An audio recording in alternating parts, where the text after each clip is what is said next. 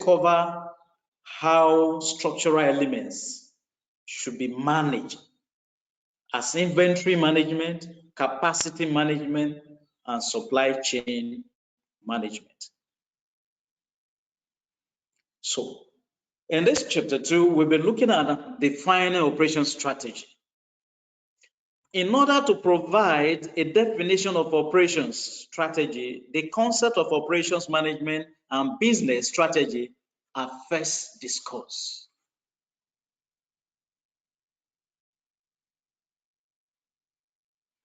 What is operations management? Operation management is about the management of the process that produce or deliver goods and services from the beginning to the end. Don't forget, I said operations management is about the management of processes that produce and deliver goods and services. I want you to understand at this point that not every organization will have a functional department called operations. Not every organization, but they will all undertake operations activities because every organization produces goods.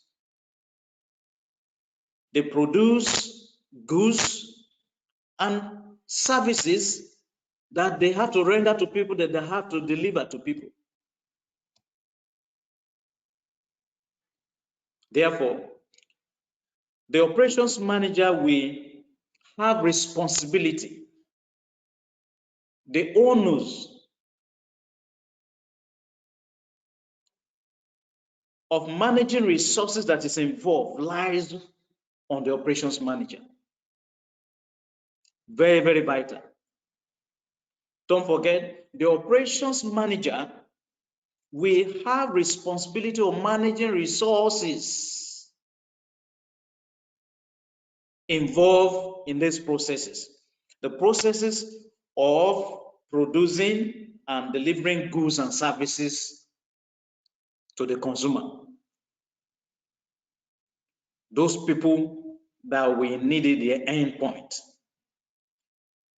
The role of operations management is to manage the transformation of an organization's inputs into finished goods and services using processes. Using what? Processes. Don't forget, the role of operations management is to manage the transformation of an organization inputs into finished goods and products and services using processes. What are these processes? Processes are actually present in all of the areas, either human resource management, finance, marketing, they're all involved. Human resource management, finance management, marketing management, everyone are encompassed in the organization, which the role of operation management is to manage such transformation of an organization input into those finished goods and services that the consumers will have great benefit. And then not only that, it will be to the benefits of the stakeholders.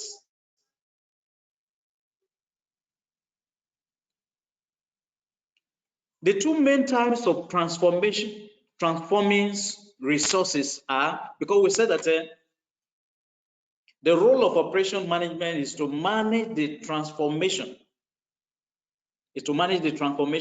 of an organization inputs into finished goods and services. So the two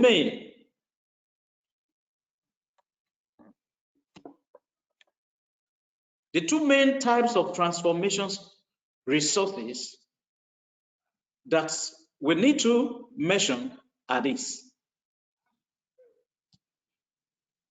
Facilities such as building, equipment, and process technology. Because without a building, most of these services might not be available. So we need a building, the equipment, and the process technology. Don't forget, the two main types of transforming resources are facilities such as building, equipment, and process technology. Number two, staff. All the people involved in the operations process. In services, the customer may well be involved as a transformation resource when it comes to that point. So at this point, we're going to look at the three main types of transform resource. Three main types of transformation resource. Number one, materials. These can be transformed either physically, e.g. by manufacturing. They can be transformed through location by transportation. The materials too can be transformed by ownership. That is by retail or by storage in a warehouse. Materials can be transformed either physically, for example, by manufacturing. It can be through transportation in a location. It can be by ownership through retailership or by storage in a warehouse. Number two, information. This can be transformed by property, e.g. by accountants, by possession, e.g. by market research, by storage through libraries, and by location through telecommunications. So number three of these is customer.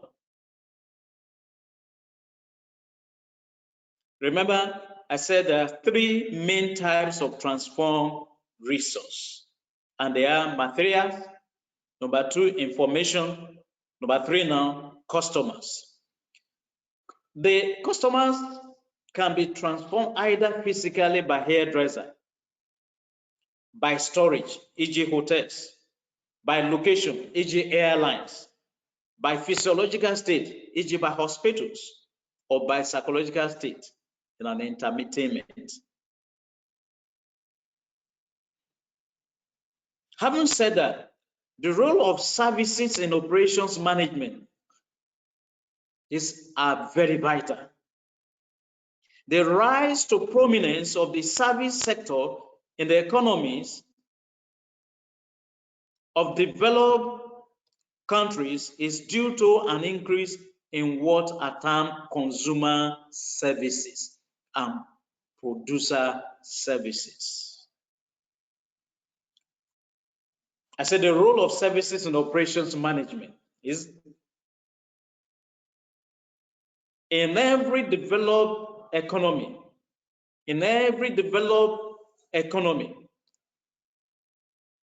is due to the increase in what are termed consumer services or producer services. What are consumer services? Consumer services are services aimed at the final consumers, and these have risen in line with people's increasing disposable income in developed countries. While producer services are used in the production and delivery of goods and services and constitute firm providing services such as consultancy services, consultancy advice, legal advice, IT support, transportation, and maintenance facilities. I want you to understand that services can be classified by their tangibility, while the way they are delivered can be classified by their simultaneity. That is how continuous they are. Tangibility in this sense means this is the most commonly used distinction between goods and services, because there are some services or products that you cannot see, but they are working. This is the most commonly, like I said, the most commonly used distinction between goods and services. Goods are tangible. They are physical things you can touch. A service is intangible. When somebody is given a service, it's intangible. You might not be able to touch it, but you'll be able to see the effects when it's in operation. A service is intangible and can be seen as a process that is activated on demand. On this being demanded for, this such kind of service might not be evident, cannot be seen. In reality, however, both goods and services have both tangible and intangible elements constituted in them and can be placed on a continuum ranging from low to high intangibility. Now, when we are looking at the simultaneity, that is how it relates to the characteristics that services are produced and consumed simultaneously. This means the service provider and customer will interact during the service process. During the service delivery process, they will interact. There will be interaction. The amount of interaction is termed the degree of customer contact.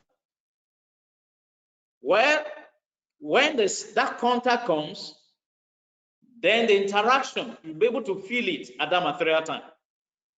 Let me say this, it should not be assumed that all employees in a service operation have to deal directly with a customer. No. They might not even need to see them. They might not even have met them.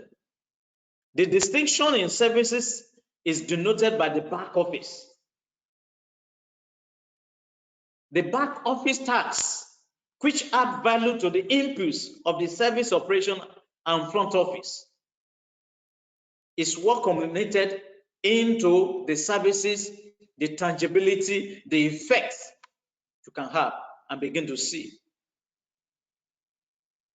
So the front office tasks, which deal with the customer both as an input and output of the operation, is what you begin to see.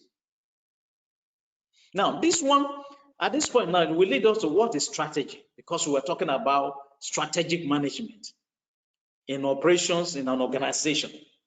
Strategy can be defined as Johnson et al.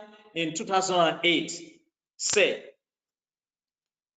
He defined it as follows. Strategy is the direction and scope of an organization over a long time. Listen, don't forget. Strategy is the direction and scope, the scope of an organization over a long time.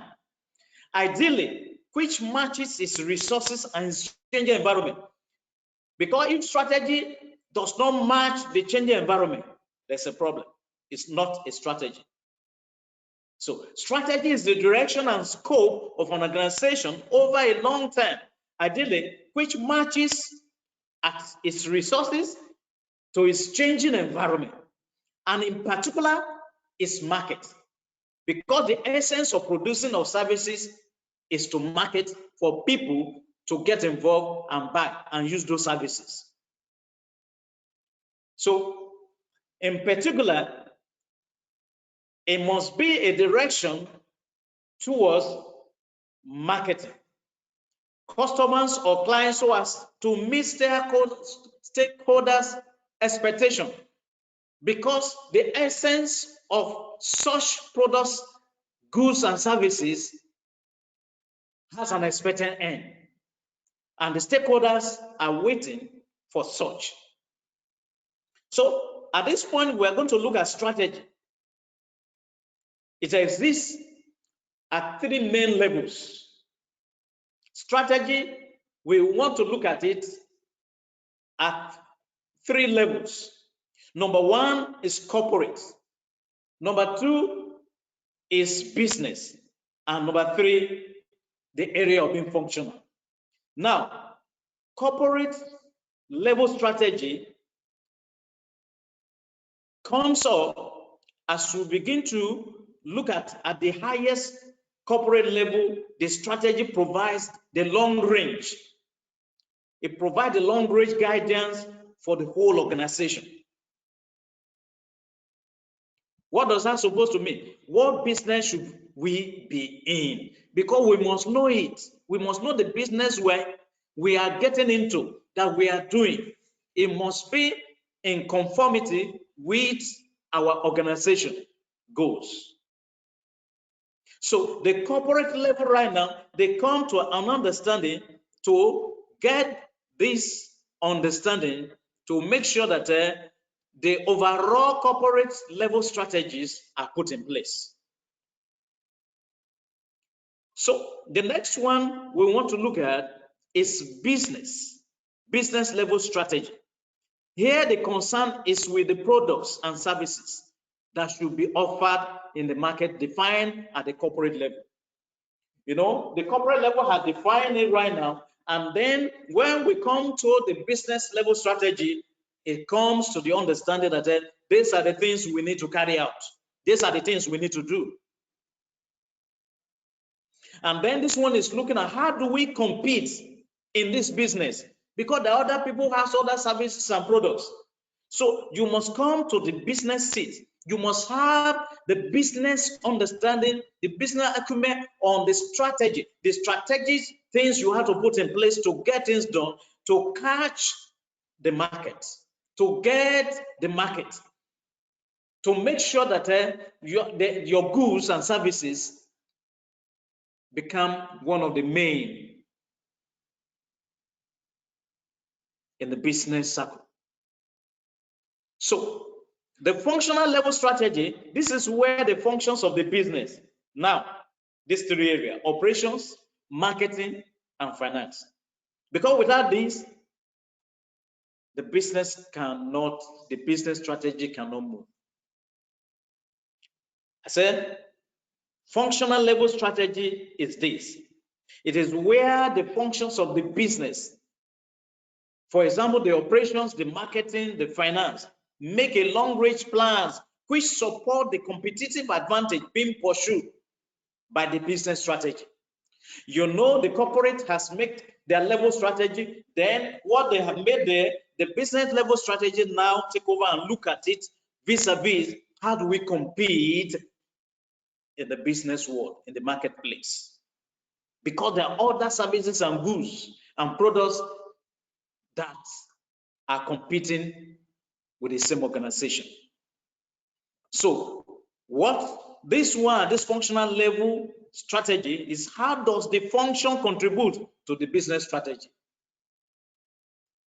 Because it has to feed the business strategy. The operations, the marketing, the finance must be focused on the business level strategy and what the corporate strategy has looked into. So at this point, I want us to look at what is operation strategy. What is operation strategy? Because this is very vital. Slack and Lewis in 2011, they put it this way. They say operation strategy is the total of decisions which shape the long-term capabilities of any operation and their contribution to overall strategy. Though the reconciliation of the market requirements with operation resources, that is what Slack and Lewis in 2011 defined it to be. Here, I want us to come to an understanding. From the previous definition, operation strategy is concerned with the reconciliation of market requirements and operation resources. Now, we could deduce the following. It does means that this is what it looks like. That's the role of operation management and others as we begin to look at it from the area of where the consumer, the tangibility, as we have looked at the simultaneity, and you will tend to observe that these are very, very vital for us to be able to get into the main strategic management that the corporate business level and functional level has make us to understand. And as Slack and Lewis has brought this understanding that the true reconciliation of market requirements with operational resources are very vital. So satisfying market requirements is very vital. How do we get these satisfying market requirements? It is measured by competitive factors, because there are factors that are involved, by setting appropriate performance objectives for operations. So if you want to get the things done, if you are to satisfy market requirements, they are always measured by competitive factors outside there. And taking decisions on the deployment of operational resources which affect the performance objectives for operations are very vital. So using a market-based approach to operation strategy, an organization makes a decision regarding the markets and the customers within those markets that intends that they need to target, their focus. Now, if their target are children, they must make sure that they don't miss it. It could be adults, it could be the elderly, the products and the services they want to provide. It could be school-age children that they want to target. It could be undergraduates they want to target. It could be women, it could be ladies, it could be singles. So all these things, they have to sit down and make sure that the area and the people they are targeting, they focus on it. The organization market position is one in which its performance enables it to attract customers to its products or services in a more successful manner than its competitors. Why am I saying this?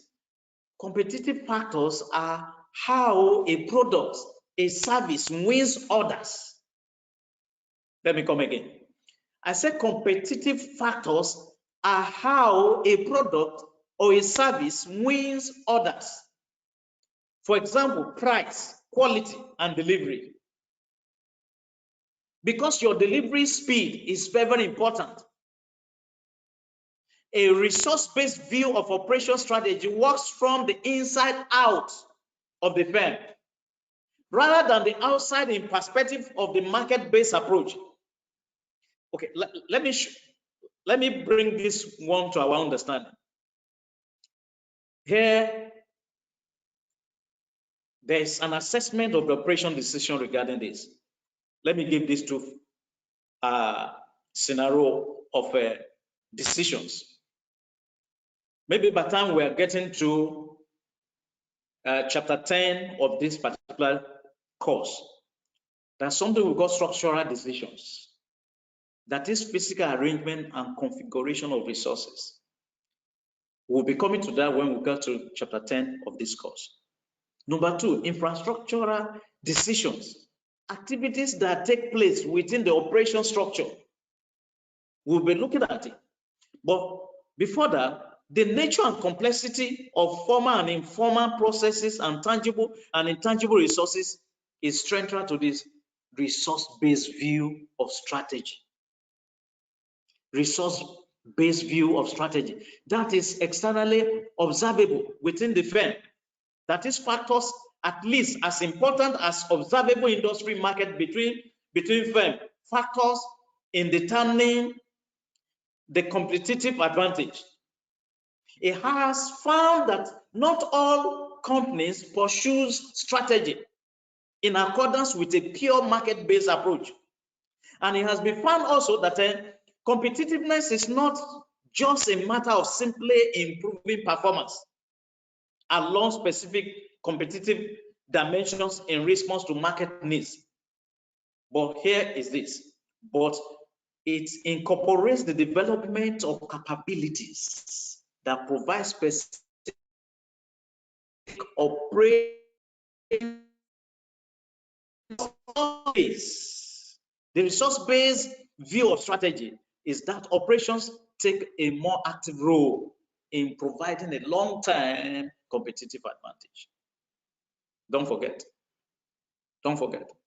I said the resource-based view of strategy is that operations take a more active role in providing long-term competitive advantage. Therefore, what makes the development of operations strategy particularly challenging is that not only should the market-based and resource-based views of strategy need to be considered at a point in time, but the changing characteristics of markets and the need to develop operations capabilities over time means a dynamic as well as a static view of strategy that is required. I believe that at this point, you tend to understand what that strategic operations mean.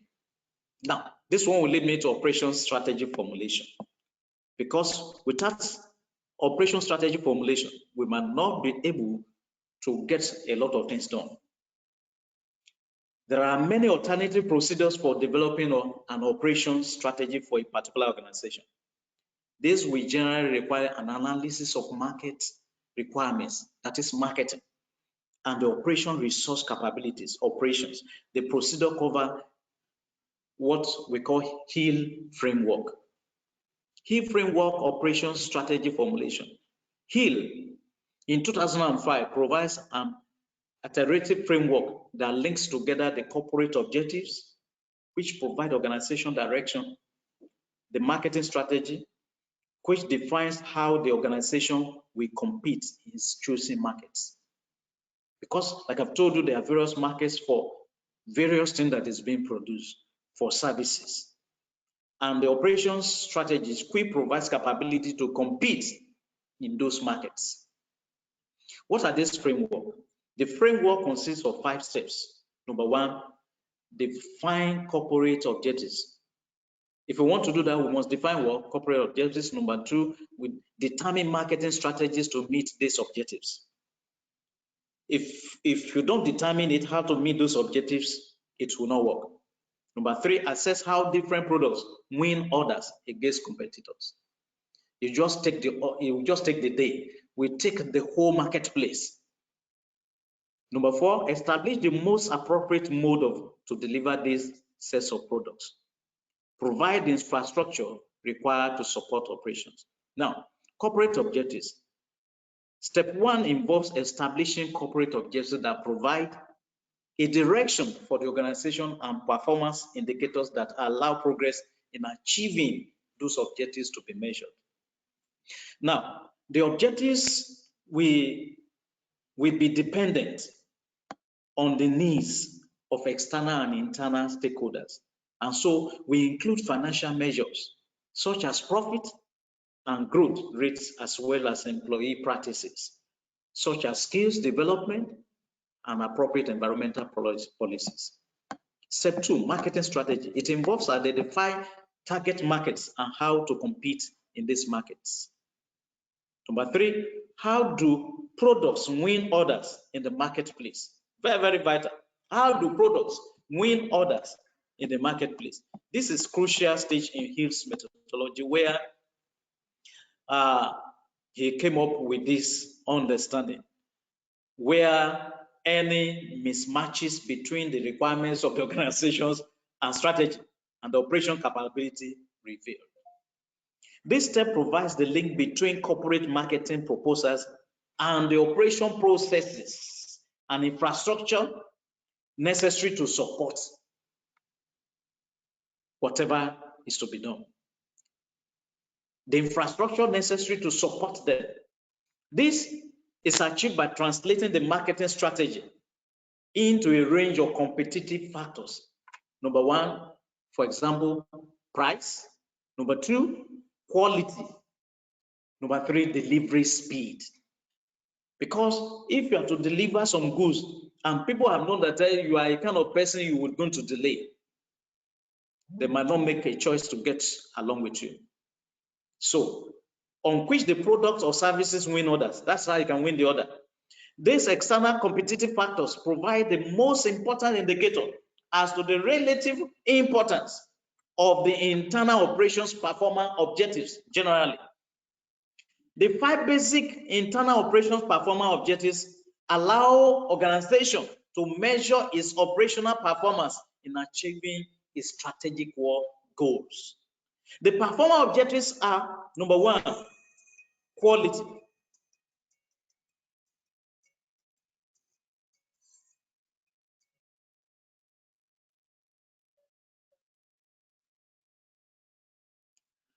At this point, I want you to understand right now that we'll be continuing from at this point next week. But don't forget that the performance objectives are quality, speed, dependability, flexibility, and cost. At this stage, it is necessary to clarify the nature of the markets that operations we serve by identifying the relative importance of the range of competitive factors on which the product or service wins others. This is what here distinguishes between the following types of competitive factors which relate to securing customer orders in the place. So next week we'll be continuing from there and try and go through everything we have done today.